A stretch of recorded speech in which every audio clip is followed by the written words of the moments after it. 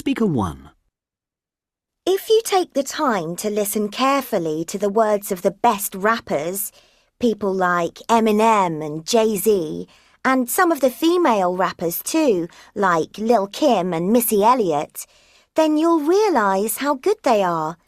It isn't just poetry, it's fantastic poetry. In fact, I'd say that some of them are the best poems being written today. Seriously, that's my opinion. Now, a lot of people say that young people are no longer interested in great poetry, but that's wrong, isn't it? A lot of teenagers listen to rap music, and rap can be great poetry, even though some people don't look at it like that. So, I'd say that in some ways, poetry is more popular than ever among young people. Speaker 2. You know the poems I hate most? They're the ones you get in greetings cards. Birthday cards, Mother's Day cards, that kind of thing. I mean, a poem has to be original, doesn't it? To be a good poem, it has to come from the writer's heart and contain some real emotion. It has to be about why the poet loves a particular man or woman, or why the poet is feeling particularly sad.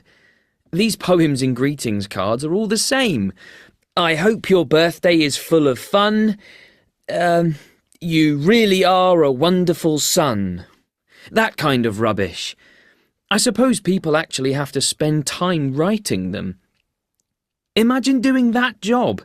It would be so depressing, wouldn't it? Writing rubbish every day.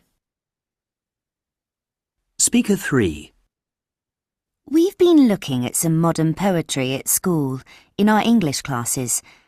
Some of it is okay, but to be honest, I'm not keen on most of it. I just don't get it. I mean, half of it doesn't even mean anything. Or at least, I can't work out what it means. It just seems like random words. Poetry didn't used to be like that. In the past, it was always clear what the meaning of the lines was, and usually it rhymed too. For me, that's what poetry should be like. That's the skill of the poet, isn't it? If you don't worry about meaning or rhyme, then you can just write anything and call it a poem.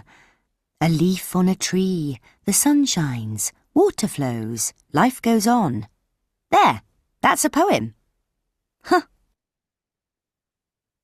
Speaker 4. Hope is the thing with feathers that perches in the soul and sings the tune without the words and never stops at all. And something heard, and something is the storm. Hang on, I can't remember the rest.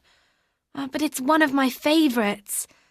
It's by Emily Dickinson. I love her poems. In fact, most of the poems I like best are by women. I think women make better poets than men, but that's just my personal opinion, of course. I don't find it very easy to memorise poems. It takes me ages. But I enjoy doing it, and I really like having a few poems that I know from memory. Speaker 5. This is one I wrote last week. Black clouds fill the sky. A child screams, but nobody hears. A white dove sings, but cannot fly. I cry, but nobody sees my tears. Yeah, I know, it's a bit sad, isn't it? Funny, really, because I wasn't feeling down or anything when I wrote it. It's often like that. If I write a really sad poem, it doesn't mean I'm feeling sad. You know, it's a work of art, isn't it? It's not the truth. Like, a singer can sing a really tragic song without actually feeling those emotions for real. Most of my poems are pretty black, about death, disease, that kind of thing. I'm not sure why. I just like writing about those topics. I think they're more powerful than happy topics. Who wants to read about people feeling great? It's boring.